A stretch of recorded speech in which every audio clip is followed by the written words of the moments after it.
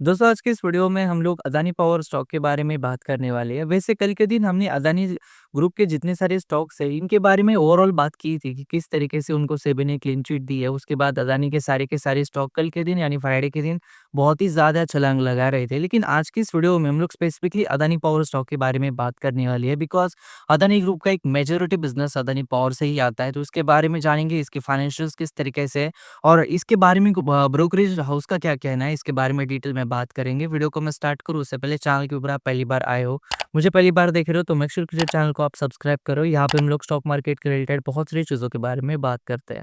सबसे पहले अगर मैं अदानी पावर की बात करता हूँ और अगर मैं रीट्स के रिटर्न्स की बात करता हूँ पिछले 5 साल में, तो पिछले 5 साल में स्टॉक ने अपने इन्वेस्टर को 1794% तक रिटर्न्स दिए।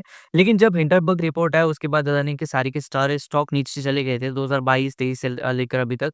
लेकिन पिछले कुछ दिनों से इन्होंने रिकवरी दिखाई है बिकॉज़ इनको क्लीन चिट भी मिली है, उसके साथ बिज़नेस में भी इनकी रिकवरीज़ आ रही है। अगर हम थोड़े-से इसके फंडामेंटल्स देखते हैं, स्पेशली अगर आप इसका मार्केट कैप देखोगे तो 2,73,476 करोड़ के आसपास इसका मार्केट कैप है। काइंड ऑफ एक लार्ज कैप कंपनी है। अगर हम पी रेशियो की बात करते हैं तो 22.03 के आसपास इसका पी रेशियो है। वहीं पे अगर मैं इंडस्ट्री पी रेशियो की बात करता हूँ तो 22.43 के आसपास इसका इंडस्ट्री का पी रेशियो है। तो उसके मुकाबले एक अच्छे वैल्यूएशन के ऊपर स्टॉक अभी ट्रेड कर रहा है। अगर मैं रिटर्न ऑन इक्विटी की बात करता हूँ तो 22.96% के आसपास इसका रिटर्न ऑन इक्विटी है। अगर हम थोड़े से इसके रेवेन्यूज़ देखते हैं specially year on year basis के ऊपर तो 2021 में जहाँ पे 28,150 करोड़ के आसपास रेवेन्यूज़ थे, वहाँ से रेवेन्यूज़ बढ़कर 58,906 करोड़ के आसपास ने रिपोर्ट किया है। पिछले 5 साल में आपको लगभग 2x ग्रोथ नज़र आती है जो कि बहुत अच्छी बात है। लेकिन एक चीज़ इसमें नोटिस करने वाली होगी कि 2024 से 2025 में आने के बाद ये रेवेन्यूज़ थोड़े से कम हुए। अगर हम प्रॉफिट्स की बात कर दें तो प्रॉफिट्स 2021 के मुकाबले 2024 में 20,000 करोड़ के आसपास हो चुके थे। लेकिन वो फिर से लगभग 40% गिरकर अभी 2025 में 12,750 करोड़ के आसपास इसने रिपोर्ट किए। तो प्रॉफिट्स के अंदर एक ग्रोथ है लेकिन पिछले साल के मुकाबले रेवेन्यू और प्रॉफिट्स के अंदर डिग्रोथ आपको नज़र आती है। अगर हम शेयर होल्डिंग पैटर्न की बात करते हैं तो प्रमोटर के पास 74.96% के आसपास स्टेक है। इतना सब कुछ होने के बाद भी प्रमोटर का इतना स्टेक आपको कंपनी के बारे में एक बहुत कॉन्फिडेंस की बात देता है।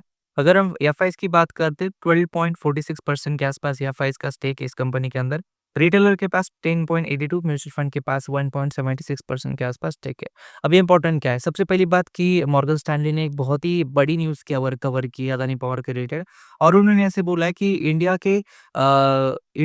के कॉर्पोरेट हिस्ट्री का एक सबसे बड़ा स्टॉक ही अदानी पावर साबित हो सकता है। स्पेशली इंडियन कॉर्पोरेट हिस्ट्री में जो टर्न अराउंड हुआ है, उसका एक बहुत ही बड़ा विटनेस हुआ है ये अदानी पावर स्टॉक बिकॉज़ जिस तरीके से एलिगेशंस अदानी ग्रुप के ऊपर लगाए थे, अदानी पावर स्टॉक भी उसमें बहुत सफ़र हुआ था। लेकिन पिछले कुछ दिनों से स्पेशली कल जिस तरीके से सेबी ने क्लीन चिट दी, इन्वेस्टर का माहौल भी इस वजह से कहीं न कहीं थोड़ा-सा सुधर गया और ये जो सारे स्टॉक है अदानी ग्रुप के, इनको री-रेटिंग करने का स्टॉक मार्केट ज़रूर काम करेगा बिकॉज़ अगर क्लीन चिट मिली है, तो कॉर्पोरेट गवर्नेंस का कोई इश्यू नहीं है।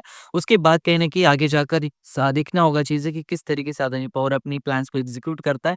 पावर सेक्टर एक बहुत ग्रोइंग सेक्टर है, एक सनराइज़ सेक्टर है because Tata power, Adani power India के एक मेजॉरिटी प्लेयर्स है, जहाँ पे वो बिज़नेस पावर सेक्टर में करते हैं। लेकिन आने वाले दिनों में किस तरीके से अपने एक्सपोनेंशियल ग्रोथ ये कर पाते हैं और उसके साथ इम्पोर्टेंट होगा कॉर्पोरेट गवर्नेंस गवर्नेंस के इनको कॉन्फिडेंस फिर से लौटाना इन्वेस्टर के लिए, वो एक बहुत मेजॉरिटी चीज़ अदानी ग्रुप के सारे स्टॉक्स की एक बड़ी ज़िम्मेदारी होगी। तो ये था आज का वीडियो को मैं इन करूँ उससे पहले चैनल को सब्सक्राइब कर देना, वीडियो को लाइक कर देना। धन्यवाद दोस्तों, ये वीडियो देखने के लिए। धन्यवाद।